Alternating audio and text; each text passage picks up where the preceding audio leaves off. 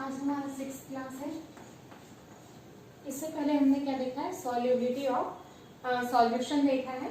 आज हम पढ़ेंगे vapour pressure of liquid solution. तो vapour pressure of liquid solution में हम दो टाइप्स पढ़ेंगे। एक तो पढ़ेंगे vapour pressure of liquid solution और दूसरा vapour pressure of solid liquid solution. सबसे पहले दिमाग में ये आता है कि वेपर प्रेशर है क्या। तो वेपर प्रेशर क्या है, अगर किसी लिक्विड में ये वेपर में कन्वर्ट होता है तो वेपर पे जो लगने वाला, जो यहाँ पे जो प्रेशर लगेगा इस वेपर पे, वो कहलाएगा वेपर प्रेशर। वेपर प्रेशर जिसे हिंदी में हम वाष्प दाब कहते हैं, यानी कि वाष्प के ऊपर लगने वाला दाब। ठीक है, सबसे पहला देखते हैं vapour pressure of liquid solution. तो लिक्विड सॉल्यूशन में हम हमारा जो सॉल्यूशन बना होगा वो किसका बना होगा, जो इसमें सॉल्यूट होगा वो भी लिक्विड होगा, जो सॉल्वेंट होगा वो भी लिक्विड होगा। और कैसा लिक्विड होगा, तो वोलेटाइल लिक्विड होगा। ठीक है, वोलेटाइल लिक्विड। वोलेटाइल का मतलब वाष्प से जो इजीली क्या होता है, वाष्प में कन्वर्ट हो सके, वाष्प में कन्वर्ट होगा और उसमें प्रेशर लगेगा। तो लिक्विड सॉल्यूशन में ये जो हमारा कंपोनेंट है, दो कंपोनेंट लिक्विड मिक्सचर का, component first and component second, उस पे उसका वेपर बन रहा है और वेपर पे जो प्रेशर यहाँ पे अप्लाई हो रहा है, ठीक है, उस प्रेशर, वो कैसा प्रेशर है, तो partial pressure of component first and partial pressure of component second.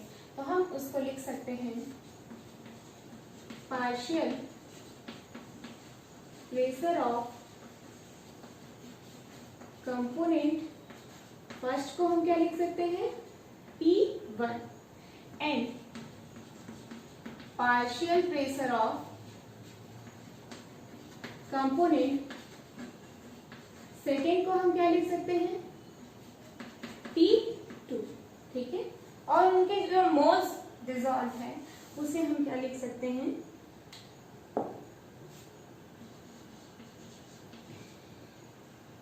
Mole fraction of component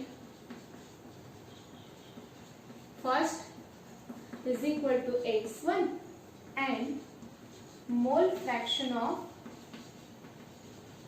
component second is equal to x2 लिख सकते हैं। ठीक है, अब कुछ कंडीशन ऐसा भी होता है जब ये वेपर में कन्वर्ट होता है और इसमें प्रेशर लगने के कारण ये प्रेशर कंडेंस्ड होके कहाँ आता है, लिक्विड में आता है। तो यहाँ पे जो गैस, वेपर और जो लिक्विड है वो दोनों एक दूसरे के साथ इक्विलिब्रियम कंडीशन में आ जाते हैं। ठीक है, अब लिक्विड सॉल्यूशन के वेपर प्रेशर के लिए फ्रेंच केमिस्ट राउल्ट ने एक लॉ दिया, तो हम देखते हैं Raoult's law.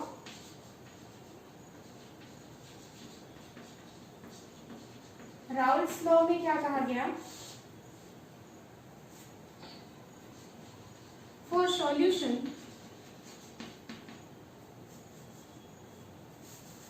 volatile, for volatile solution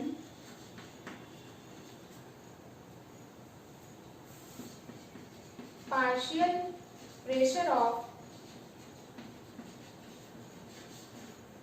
each partial vapor pressure of, ठीक है, each component of a solution is directly proportional to mole fraction present in solution।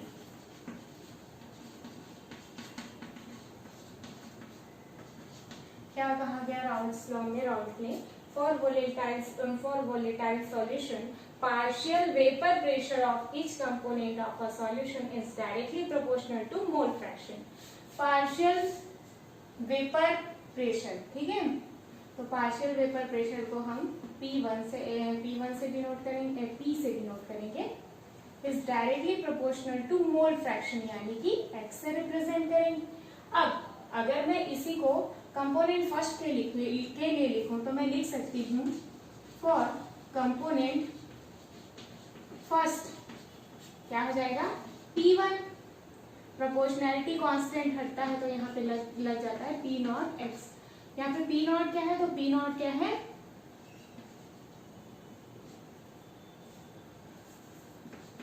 Partial vapour pressure of pure solvent. ठीक है, इसको मैं लिख सकती हूँ P1 is equal to P nought 1 x 1 for component second P2 is equal to P nought 2 x2। ठीक है, according to Dalton's law के अकॉर्डिंग क्या होगा, जो P टोटल प्रेशर है वो किसके बराबर हो जाएगा, P1 प्लस P2। P1 की वैल्यू यहाँ पे क्या दिया हुआ है, P1 की वैल्यू यहाँ पे दी हुई है मेरी P nought 1 x1 plus P nought 2 x2। ठीक है, अब आगे इसको अगर सॉल्व करेंगे तो P total is equal to क्या हो जाएगा, यहाँ पे x1 की वैल्यू रखेंगे, हम जानते हैं मोल फ्रैक्शन से x1 plus x2 is equal to 1 होता है, तो x1 इज इक्वल टू हम क्या लिख सकते हैं 1 माइनस x2। तो x1 की वैल्यू मैं यहाँ क्या रख दूंगी 1 माइनस x2 रख दूंगी, तो P total is equal to क्या हो जाएगा मेरा P नॉट 1 और x1 की जगह क्या आ जाएगा 1 minus x2 plus P nought 2 और x2, फिर क्या हो जाएगा P nought 1 minus P nought 1 x2 plus P nought 2 x2। यहाँ से क्या कॉमन निकलेगा, तो x2 कॉमन निकलेगा, तो हो जाएगा P total is equal to P nought 1 plus P nought 2 minus P nought 1 और बाहर निकल गया x2 कॉमन। ये फॉर्मूला हमारा आ गया राउट्स लॉ से। ठीक है, जिसका यूज हम न्यूमेरिकल सॉल्व करने के लिए करेंगे। ये हो गया राउट्स लॉ। अब आगे देखते हैं, अगर इसके लिए ग्राफ देखें तो ग्राफ कैसा होगा मेरा,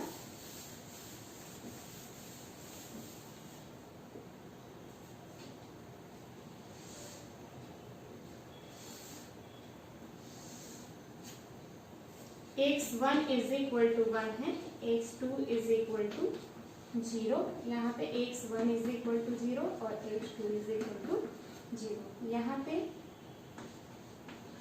1 और P नॉट 2। ठीक, इसके लिए जब हम ग्राफ देखते हैं, ये क्या है पार्शियल वेपर प्रेशर और मोल फ्रैक्शन के बीच, वेपर प्रेशर और मोल फ्रैक्शन के बीच अगर हम ग्राफ प्लॉट करते हैं तो हमें ग्राफ क्या मिलता है, स्ट्रेट लाइन मिलता है। ठीक है, अब अगर ये टोटल इसका हम ये तो हो गया फर्स्ट, यानी ये ग्राफ किसके लिए हो गया हमारा P1 के लिए, ये ग्राफ हमारा P2 के लिए, और टोटल अगर हम देखें तो PT is equal to P nought 1 plus P nought 2, ये थर्ड ग्राफ। तो तीनों ग्राफ मुझे कैसे मिल गए, तो मुझे तीनों ग्राफ कैसे मिल गए, लीनियर मिल गए। अब यहाँ पे हम देखेंगे P nought 2 is greater than P nought 1, P nought 1 is less than P nought 2। यहाँ पे P नॉट बड़ा है, P नॉट का वेपर प्रेशर ज्यादा है, तो वेपर प्रेशर जिसका ज्यादा है वो कैसा होगा, वो ज्यादा वोलेटाइल होगा एज कम्पेयर टू P1। ठीक है, जितना ज्यादा वोलेटाइल होगा वाष्प उतना ज्यादा वाष्प बनेगा, और जितना ज्यादा वाष्प बनेगा उतना ज्यादा प्रेशर लगेगा, इसलिए उसका वेपर प्रेशर क्या हो जाएगा, ज्यादा हो जाएगा। आगे अगर गैसियस फेज में यही चीज पूछ लिया जाए, वेपर प्रेशर ऑफ, या फिर हम लिख सकते हैं मोल फ्रैक्शन ऑफ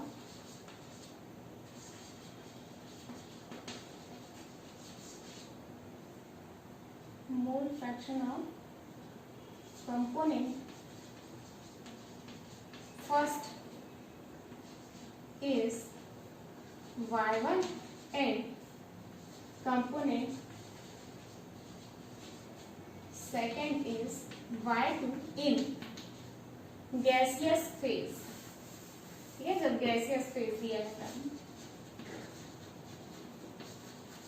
वाष्प अवस्था, प्रावस्था जो भी दिया है उसमें हमारा मोल फ्रैक्शन को हम रिप्रेजेंट करते हैं y1 y2 से। तब फॉर्मूला क्या हो जाएगा, P1 is equal to y1 और P total, P2 is equal to y2 और P टोटल। या फिर कुछ और कंपोनेंट हो तो मैं आई लिख दे रही हूँ, जितना होगा वो पुट करना है। तो यहाँ से हमारा ये फॉर्मूला आ जाएगा। अगर कभी भी आपको क्वेश्चन बोल दिया कि आपको मोल फ्रैक्शन निकालना है वेपर फेज में, तब आप इस फॉर्मूले का क्या करेंगे, यूज करेंगे। ये तो हमारा हो गया vapour pressure of liquid, liquid solution. दूसरा हम देखते हैं vapour pressure of solid in liquid.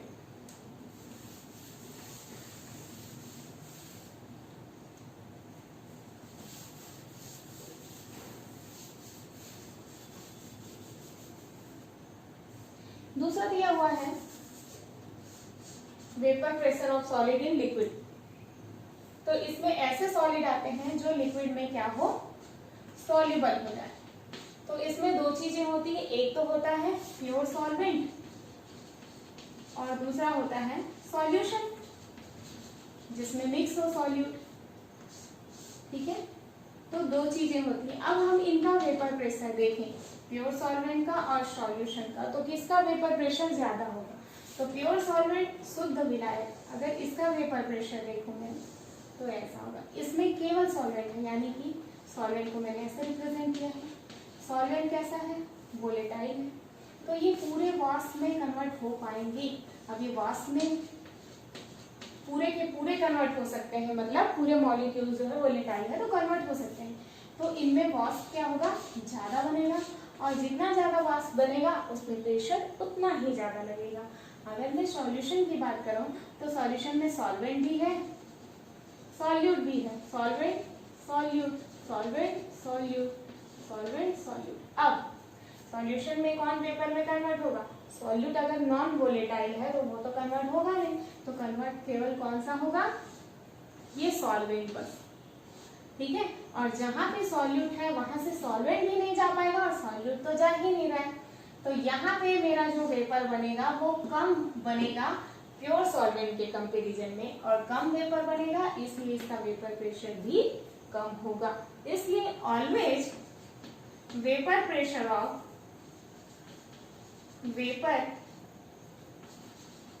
Of solvent is greater than solution. ठीक है, सॉल्यूशन के कंपेयर में जो सॉल्वेंट है उसका वेपर प्रेशर हमेशा क्या होता है, ज्यादा होता है। राउल्स के लॉ के अकॉर्डिंग अगर हम इसके लिए भी देखें तब भी हमारा वेपर प्रेशर क्या होगा, मोल फ्रैक्शन के डायरेक्टली प्रोपोर्शनल होगा। ठीक है, तो अकॉर्डिंग टू राउल्स लॉ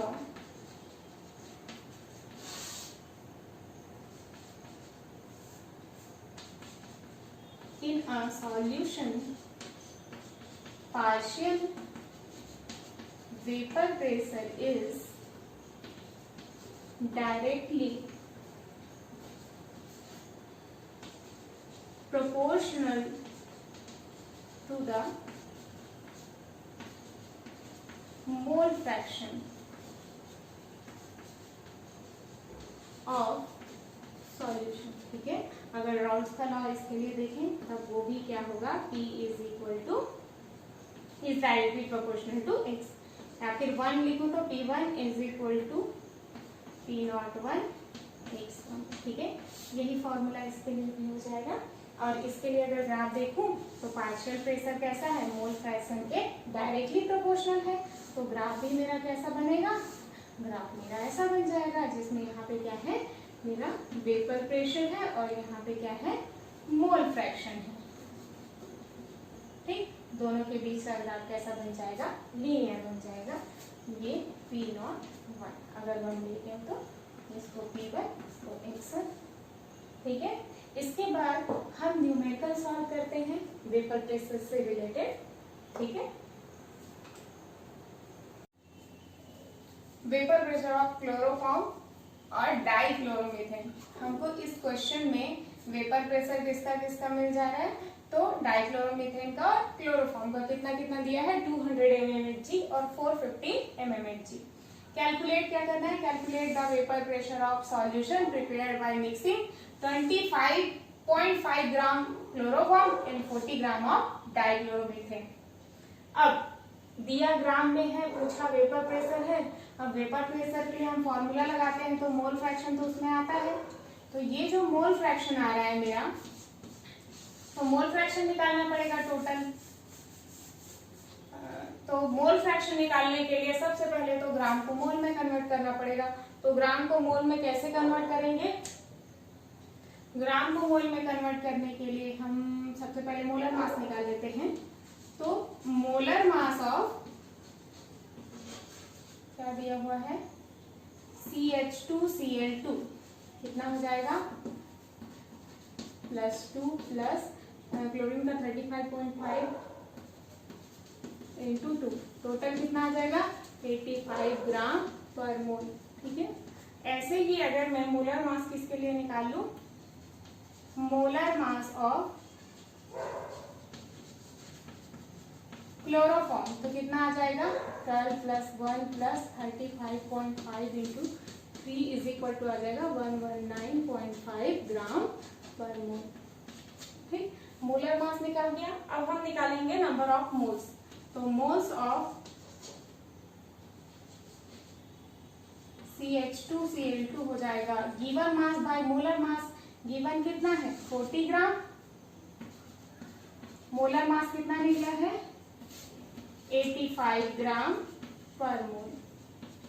कितना आ जाएगा जब हम इसको ग्राम ग्राम कट जाएगा, सॉल्व करोगे तो आ जाएगा 0.47 पर मोल, ऊपर जाएगा तो मोल। ऐसे ही अगर मैं मोल्स ऑफ क्लोरोफॉर्म लिखूं तो कितना आ जाएगा, गिवन मास कितना है 25.5 ग्राम और मोलर मास कितना आया है 119.5 ग्राम पर मोल। इसको हम सॉल्व करेंगे तो कितना आ जाएगा हमारा, कितना मोल आ जाएगा, तो 0.213 मोल। अब मैं जब हम मोल फ्रैक्शन निकालते हैं तो ऊपर क्या लिखूं, अगर मोल फ्रैक्शन इसके लिए निकालूंगी तो ऊपर लिखूंगी मोल fraction of CH2Cl2 is equal two moles of CH2Cl2 by moles of CH2Cl2 plus moles of CH3। तो इन दोनों को मैं ऐड ही कर देती हूँ, तो हो जाएगा टोटल मोल फ्रैक्शन ऑफ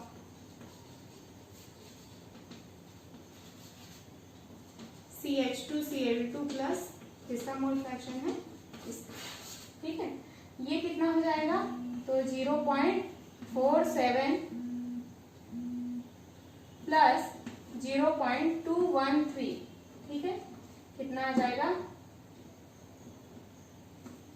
जोड़ लो इसको 836 यानी 0.683 मोल। ये आ गया हमारा टोटल मोल। अब मुझे मोल फ्रैक्शन ऑफ निकालना है क्लोरोफॉर्म और मोल फ्रैक्शन ऑफ डाइक्लोरोमीथेन। ऊपर मिटा लो।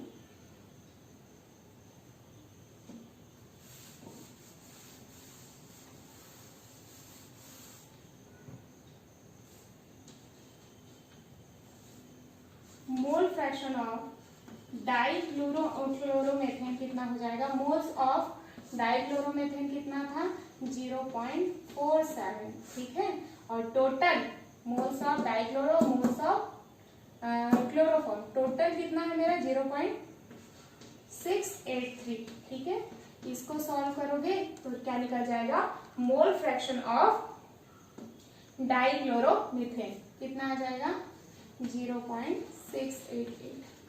फिर आ जाएगा मोल्स ऑफ CHCl3। इसको सॉल्व करोगे तो ऊपर क्या रखोगे 0.213 बाई 0.683। इसको सॉल्व करोगे तो आ जाएगा 0.312।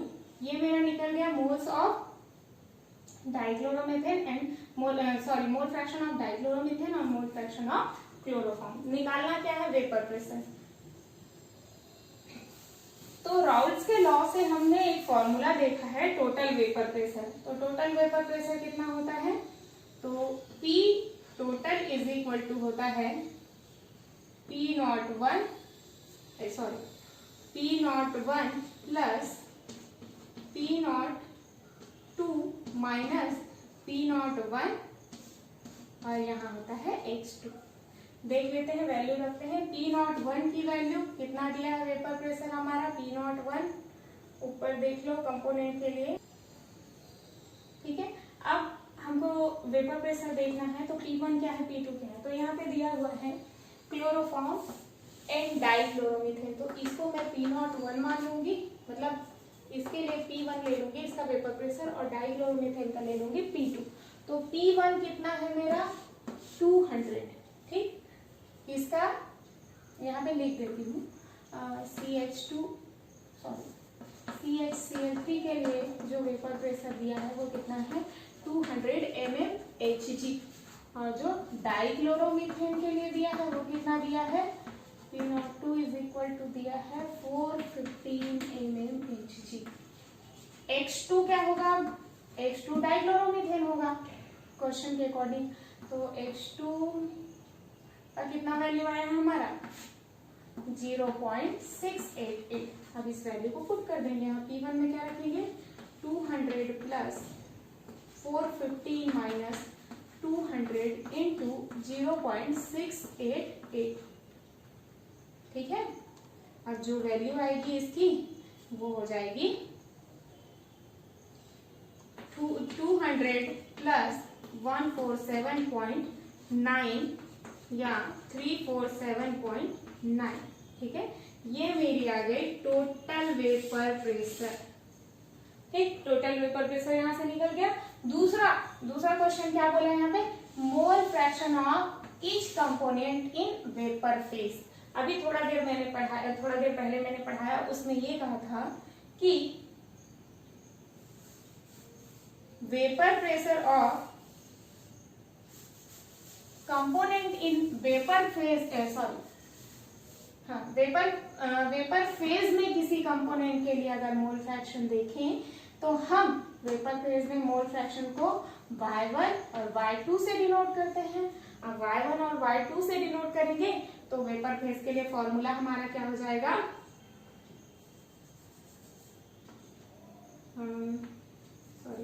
P1 is equal to Y1 और P ये होता है, ठीक है। P टोटल Y1 और दूसरे के लिए P2 is equal to Y2 और PT, ठीक है।